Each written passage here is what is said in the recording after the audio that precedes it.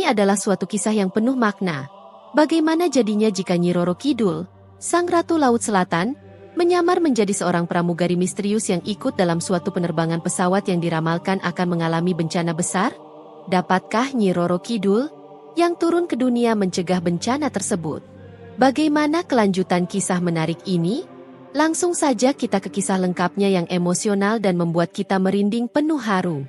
Malam itu, angin bertiup lebih kencang dari biasanya. Di sebuah rumah tua di pinggiran kota, seorang wanita lanjut usia duduk terpaku di depan lilin yang mulai meredup.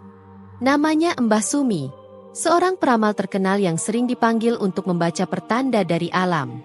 Namun malam itu, ia bukan sedang menerima tamu atau mencari tahu nasib seseorang. Ia sedang dikejutkan oleh sesuatu yang jauh lebih besar. Matanya yang mulai rabun tiba-tiba menatap kosong ke depan. Tangannya gemetar, napasnya memburu. Dalam penglihatannya, ia melihat sesuatu yang tak ingin dilihatnya. Sebuah pesawat terbang di langit senja, bergetar hebat di tengah badai yang mengamuk. Kilatan petir menyambar, menyalakan bayangan besar di awan hitam pekat. Lalu, dalam hitungan detik, pesawat itu bergetar semakin kencang sebelum akhirnya. Ya Allah, astagfirullah. Mbah Sumi tersentak. Keringat dingin membasahi dahinya. Ia terengah-engah, merasa dadanya sesak seolah ia sendiri yang berada di dalam pesawat itu. Dengan tangan gemetar, ia meraih secari kertas dan mulai menulis. Sebuah pesawat akan mengalami kecelakaan. Banyak nyawa yang akan melayang, kecuali jika seseorang turun tangan untuk menyelamatkan mereka. Mbah Sumi tahu betul bahwa penglihatannya tak pernah salah. Ia sudah terlalu sering melihat masa depan yang kemudian menjadi kenyataan. Namun kali ini berbeda. Ini bukan hanya tentang seseorang, tapi puluhan, bahkan ratusan, nyawa yang terancam. Ia tak bisa diam saja. Keesokan paginya, dengan langkah tertatih-tatih, ia pergi ke kantor berita setempat, mencoba memperingatkan mereka. Namun, seperti yang sudah diduganya, tak ada yang mau mendengar. Mbah, zaman sekarang pesawat sudah canggih. Kecelakaan itu jarang terjadi kecuali ada masalah teknis. Ramalan kayak gini bisa bikin panik masyarakat, kata seorang wartawan sambil tersenyum sopan. Mbah Sumi hanya bisa menatap mereka dengan mata nanar. Ia tahu, mereka tak akan percaya. Seperti ramalan-ramalan sebelumnya, semua baru akan sadar setelah semuanya terjadi, dan terlambat. Namun, di sisi lain, kabar tentang ramalan ini ternyata menyebar di kalangan tertentu. Sebagian orang mengabaikannya, menganggapnya hanya bualan seorang wanita tua. Tapi ada pula yang diam-diam merasa gelisah, terutama mereka yang bekerja di dunia penerbangan.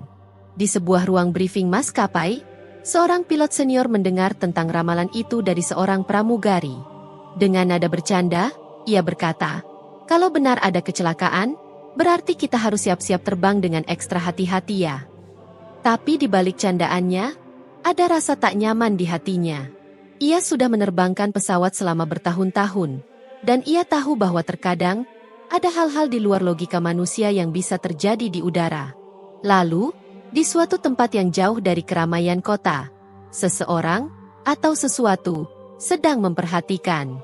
Di dasar Samudra Hindia, ombak bergulung dengan tenang. Angin sepau-sepau menerpa permukaan air, seolah membawa bisikan rahasia dari dunia yang tak terlihat. Dan di dalam istana megah berwarna hijau kebiruan, seorang wanita duduk di singgasananya. Gaun sutranya mengalir mengikuti gerakan air, rambut hitam panjangnya berkilau diterpa cahaya redup. Matanya yang indah menatap kosong ke depan, seakan menembus batas antara dunia manusia dan dunianya sendiri. Bencana akan datang, bisiknya pelan. Sang Ratu Laut Selatan, Nyi Roro Kidul, telah melihat apa yang akan terjadi. Dan ia tidak akan tinggal diam. Surya, seorang pemuda religius yang baru saja menyelesaikan tugas sosialnya di daerah terpencil, akhirnya akan pulang ke Jakarta. Ia tak pernah menyukai perjalanan udara. Baginya, berada di udara terlalu jauh dari tanah, terlalu jauh dari tempat di mana manusia berpijak seharusnya. Tapi hari ini, ia tak punya pilihan lain. Ketika panggilan untuk naik ke pesawat diumumkan, Surya menghela napas, lalu berdiri dan berjalan menuju gate. Namun, saat matanya menatap ke arah pintu masuk pesawat, sesuatu membuat langkahnya terhenti. Di antara barisan pramugari yang berdiri menyambut penumpang, ada satu yang tampak berbeda. Ia bukan sekadar cantik, tapi wajahnya memiliki aura yang sulit dijelaskan. Matanya tajam tapi kosong, senyum di bibirnya tipis, tidak seperti pramugari lain yang tersenyum ramah. Yang lebih aneh lagi, seragamnya tampak memiliki nuansa hijau yang lebih mencolok dibanding yang lain. Surya mengerutkan kening. Ia bukan tipe orang yang mudah percaya tahayul, tapi sesuatu di dalam dirinya seolah berbisik bahwa ada yang tidak beres. Kenapa ada pramugari berseragam seperti itu? Gumamnya pelan. Saat melewatinya, Surya mencuri pandang. Pramugari itu menoleh padanya dengan tatapan yang terasa menusuk, seolah bisa melihat jauh ke dalam dirinya. Seketika, udara di sekitarnya terasa lebih dingin. Surya beristighfar dalam hati, berusaha mengabaikan perasaan aneh yang mulai menjalari tubuhnya. Ia melangkah masuk ke kabin, mencari tempat duduknya di dekat jendela. Namun, saat ia duduk, ia melihat sesuatu yang semakin mengusik pikirannya. Di kaca jendela, pantulan pramugari bergaun hijau itu tampak samar. Tapi, anehnya, saat ia menoleh ke belakang untuk melihat langsung, sosoknya sudah tidak ada. Pesawat mulai terisi penuh, dan para penumpang sibuk menata barang mereka. Beberapa terlihat berbicara dengan riang, sementara yang lain fokus pada ponsel atau membaca buku. Surya berusaha menenangkan pikirannya, tapi tak bisa. Matanya terus mencari sosok pramugari tadi. Dan benar saja, di tengah lorong kabin, ia berjalan perlahan, gerakannya anggun tapi anehnya, seolah tidak menjejak. Surya kembali merasakan hawa dingin saat pramugari itu melewati kursinya. Seperti refleks, ia menunduk, berpura-pura sibuk dengan sabuk pengamannya. Tapi kemudian, ia mendengar sesuatu. "Jangan takut, kita semua ada dalam perlindungan." Suara itu lirih, hampir seperti bisikan yang langsung merasuk ke dalam kepalanya. Surya mendongak cepat. Pramugari itu berdiri tak jauh darinya, menatapnya sekilas sebelum berbalik dan berjalan ke arah belakang pesawat. Jantung Surya berdegup kencang. Ia yakin satu hal, ia tidak sedang berhadapan dengan manusia biasa. Beberapa menit sebelum pesawat lepas landas, pramugari mulai melakukan demonstrasi keselamatan. Semuanya tampak normal, kecuali satu hal.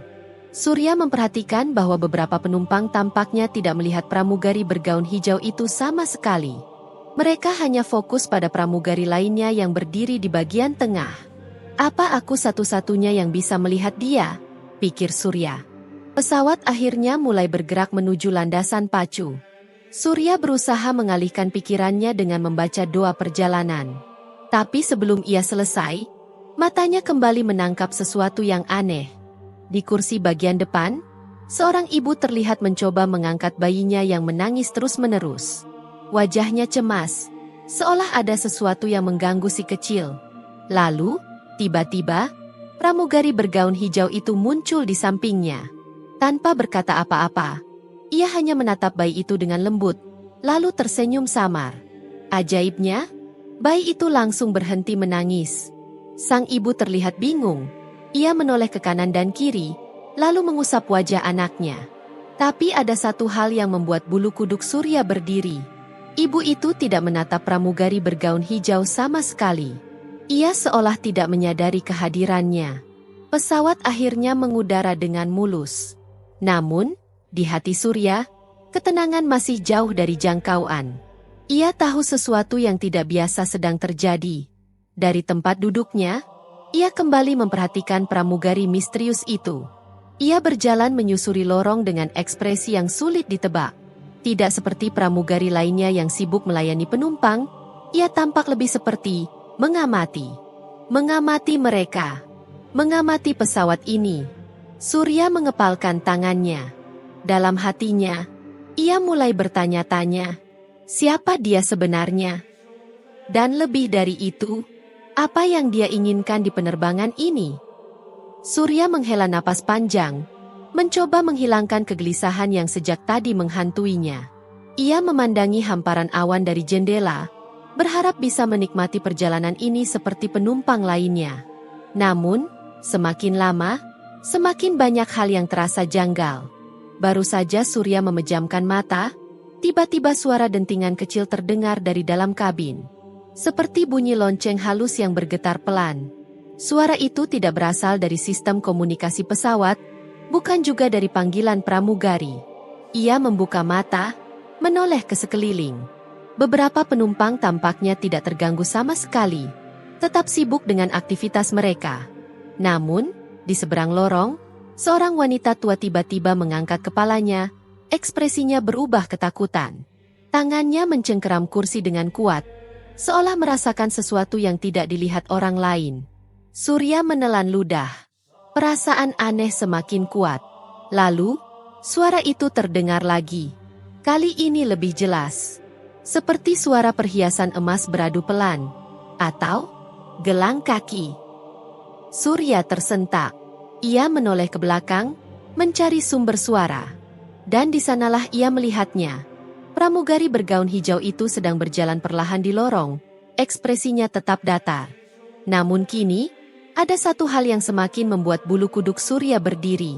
Kakinya tidak menyentuh lantai. Langkahnya anggun, tapi tidak ada jejak kaki.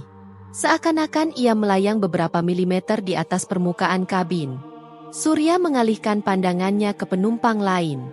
Apakah mereka tidak menyadarinya? Namun, tampaknya hanya segelintir orang yang memperhatikannya. Wanita tua di seberang lorong kini mulai merapalkan doa pelan. Sementara seorang pria di kursi dekat pintu darurat terlihat gelisah. Ada sesuatu yang sangat salah dengan penerbangan ini. Beberapa menit berlalu. Pramugari lainnya mulai membagikan makanan ringan kepada penumpang. Surya mencoba menenangkan pikirannya. Berpikir mungkin ia hanya kelelahan. Namun, saat ia mengambil air mineral dari pramugari biasa, matanya kembali menangkap sosok wanita bergaun hijau itu di sudut kabin. Ia tidak sedang bekerja, tidak melayani penumpang, tidak berbicara. Ia hanya berdiri, diam, menatap ke arah Surya. Mata mereka bertemu sesaat, dan jantung Surya langsung berdegup kencang. Tatapan itu begitu dalam, begitu dingin, seolah menembus jiwanya. Lalu, bibir pramugari itu melengkung sedikit, membentuk sebuah senyuman samar. Bukan senyum keramahan. Senyum itu seperti peringatan. Surya menoleh ke samping, berharap bisa mengalihkan perhatian. Tapi saat ia kembali menatap ke arah pramugari itu, dia sudah tidak ada. Tiba-tiba, lampu kabin berkedip satu kali. Hanya sebentar, tapi cukup untuk membuat beberapa penumpang melihat ke atas dengan bingung. Suara dari kokpit terdengar, suara kapten yang mencoba tetap tenang. Para penumpang yang terhormat, kami memasuki wilayah turbulensi ringan. Harap tetap duduk dan kenakan sabuk pengaman. Surya merasa perutnya mengencang. Ia tidak pernah menyukai turbulensi. Tapi kali ini bukan hanya tentang getaran pesawat. Ini tentang perasaan buruk yang semakin kuat. Di luar jendela, langit mulai tampak lebih gelap. Gumpalan awan hitam mulai bermunculan, seolah menutupi cahaya matahari. Dan di saat yang bersamaan, dentingan gelang kaki itu terdengar lagi. Lebih cepat, lebih dekat, lebih jelas. Surya menoleh cepat ke arah lorong. Ia melihat seorang pramugari biasa berjalan santai ke arah belakang pesawat. Namun, di belakangnya, ada bayangan hijau samar yang mengikuti. Bukan pramugari biasa. Bukan manusia biasa. Surya menelan ludah. Ia akhirnya yakin satu hal. Seseorang, atau sesuatu, sedang mengawasi mereka di penerbangan ini. Dan ia takut mereka semua tidak akan sampai dengan selamat. Pesawat terguncang hebat. Beberapa koper dari kabin atas terjatuh. Suara benturan menggema di sepanjang lorong. Para penumpang mulai panik. Sebagian berteriak, sementara yang lain berdoa dengan suara gemetar. Surya menatap keluar jendela. Langit kini sepenuhnya gelap. Seperti diselimuti awan hitam yang menelan cahaya. Petir menyambar, kilatan cahayanya memperlihatkan sesuatu yang membuat bulu kuduknya berdiri. Bayangan besar di balik kabut. Sesuatu sedang mengintai pesawat ini. Di tengah kepanikan, Suara kapten terdengar dari speaker dengan nada tegang. Para penumpang, harap tetap tenang dan kenakan sabuk pengaman. Kami sedang menghadapi cuaca buruk dan akan berusaha mengendalikan situasi. Namun, Surya tahu, ini bukan sekadar badai biasa. Di tengah kekacauan, Surya menoleh ke lorong dan melihat sesuatu yang membuat napasnya tercekat. Di ujung kabin, pramugari bergaun hijau berdiri tanpa berpegangan apapun, meski pesawat berguncang keras. Tubuhnya tetap tegak. Rambut panjangnya melayang seperti tertiup angin tak terlihat. Tatapan matanya kini lebih tajam, penuh ketegasan. Seolah ia tengah bersiap melakukan sesuatu yang besar. Seketika, pramugari lainnya yang semula tak menyadarinya, tiba-tiba terhenti di tempat. Mereka menatapnya dengan wajah bingung, seolah baru pertama kali melihatnya. Beberapa penumpang yang sebelumnya tak sadar akan kehadirannya kini mulai berbisik-bisik ketakutan. Siapa dia? Kenapa aku baru sadar ada pramugari ini? Surya menatap ke arah wanita tua yang sejak awal tampak gelisah. Matanya melebar, tubuhnya bergetar, dan dengan suara lirih, ia berbisik, "Gusti, tolong lindungi kami." Surya semakin yakin, dia bukan manusia biasa. Tiba-tiba, getaran pesawat semakin hebat. Masker oksigen jatuh dari langit-langit. Seorang anak kecil menangis ketakutan di pangkuan ibunya. Seorang pria di dekat pintu darurat mencoba berpegangan erat agar tidak terjatuh. Dan di tengah kekacauan itu, pramugari hijau mulai melangkah maju. Langkahnya pelan, tapi pasti. Tak terpengaruh oleh guncangan pesawat. Gaun hijaunya kini terlihat berpendar samar, seolah memancarkan cahaya lembut. Lalu, ia mengangkat tangannya. Dalam sekejap, udara di dalam kabin berubah. Suhu yang tadinya panas karena ketegangan, kini terasa lebih sejuk. Angin tipis seperti menyapu ruangan, membawa aroma khas air laut yang menenangkan. Surya menatap dengan takjub saat ia melihat sesuatu yang mustahil. Langit di luar perlahan mulai terang. Awan yang semula menghitam kini bergerak menjauh, seolah ada kekuatan besar yang membelahnya. Pesawat yang tadinya bergetar hebat, kini mulai stabil. Para penumpang yang sebelumnya panik kini mulai terdiam. Sebagian masih gemetar, tapi takjub dengan perubahan mendadak ini. Namun, keajaiban terbesar belum terjadi. Surya menatap pramugari hijau itu dengan mata melebar.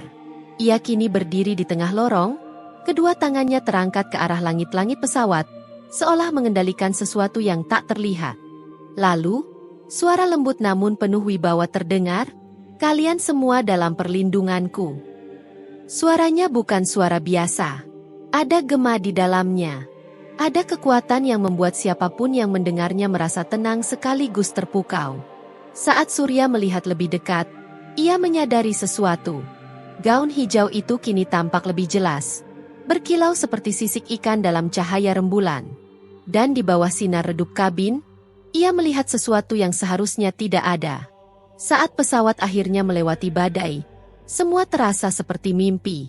Para penumpang masih terdiam dalam ketakutan bercampur keheranan. Beberapa memegang tangan orang terdekat mereka, masih tidak percaya mereka baru saja selamat dari situasi yang hampir berujung maut. Surya mengusap wajahnya dan menghela napas panjang, mencoba memahami apa yang baru saja terjadi. Ia menoleh ke arah lorong, matanya masih liar mencari sosok pramugari bergaun hijau. Sejak badai menghilang, ia tak lagi melihat wanita misterius itu. Di lorong kabin, para pramugari lainnya tampak kebingungan. Mereka saling bertukar pandang, seolah baru sadar ada satu sosok asing di antara mereka. Seorang penumpang berbisik, "Siapa tadi pramugari itu?" Yang lain menjawab ragu, "Aku baru sadar, sejak kapan ada pramugari berseragam hijau?" Surya semakin yakin, ini saatnya kebenaran terungkap. Tiba-tiba, aroma khas lautan memenuhi kabin. Angin sejuk bertiup pelan, membawa kesejukan yang tak biasa. Lampu kabin meredup, namun bukan karena masalah teknis, melainkan karena ada energi lain yang memenuhi ruangan. Lalu, di bagian depan pesawat, sosok pramugari hijau itu kembali muncul. Namun kali ini, ia tidak lagi berusaha bersembunyi. Kakinya melangkah pelan di lorong, tapi kini setiap mata tertuju padanya. Gaunnya yang sebelumnya tampak seperti seragam biasa, kini berkilauan dengan nuansa hijau zamrud, seperti sisik ikan yang memantulkan cahaya. Langkahnya anggun, tapi setiap gerakannya terasa penuh wibawa. Penumpang mulai berbisik panik. Ada yang menunduk, ada yang menggenggam tangan satu sama lain, seolah menyadari bahwa yang berdiri di hadapan mereka bukanlah manusia biasa. Surya menatapnya dengan jantung berdebar kencang. Saat ia membuka mulut, pramugari itu menoleh ke arahnya dan tersenyum tipis. Suara lembutnya terdengar di seluruh kabin, meski ia tak berbicara dengan keras. "Jangan takut, aku ada di sini bukan untuk mencelakai kalian." Udara di dalam pesawat semakin terasa sejuk. Angin tipis berputar di sekitar wanita itu, seolah lautan sendiri menyelimuti kehadirannya. Lalu, perlahan, kakinya berubah. Gaun hijau itu seolah menyatu dengan tubuhnya, menghilang dalam kilauan cahaya zamrud. Di tempat kakinya berdiri, kini terlihat sepasang ekor ikan berkilauan, seperti milik Putri Duyung. Beberapa penumpang berteriak pelan, sebagian lagi hanya bisa membelalakan mata dengan napas tercekat. Pramugari itu bukan lagi seorang pramugari. Ia mengangkat wajahnya dengan anggun, lalu berkata dengan suara yang menggema di seluruh kabin, "Aku adalah Kanjeng Ratu Nyi Roro Kidul." Kejadian itu terlalu luar biasa untuk dipercaya. Seorang pria parubaya yang sejak tadi diam langsung menunduk hormat. Wanita tua yang sebelumnya terlihat takut kini menangis haru, berulang kali mengucapkan doa syukur. Salah satu pramugari bahkan jatuh berlutut. Tangannya gemetar saat ia berkata, "Ampun, Kanjeng Ratu." Namun, Surya tetap berdiri di tempatnya. Matanya masih menatap sosok tersebut, masih mencoba memahami mengapa sosok mistis ini ada di pesawat mereka. Seolah membaca pikirannya, Nyi Roro Kidul menoleh padanya dan tersenyum. "Aku tidak datang tanpa alasan." Ia melangkah ke tengah kabin, dan saat ia berbicara, setiap kata terasa menusuk hati setiap penumpang.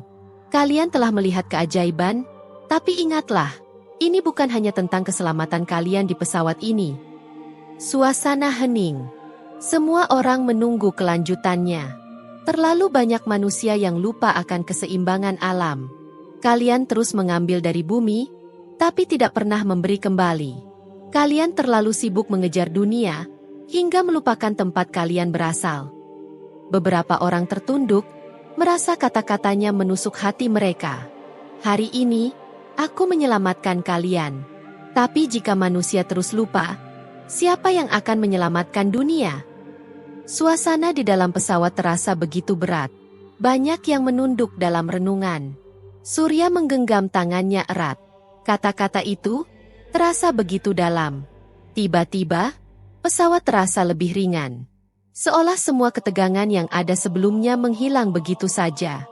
Nyi Roro Kidul mengangkat tangannya pelan, dan dalam sekejap, tubuhnya mulai memudar. Seperti kabut yang perlahan menghilang. "Aku sudah menyampaikan pesanku. Ingatlah, keseimbangan harus dijaga."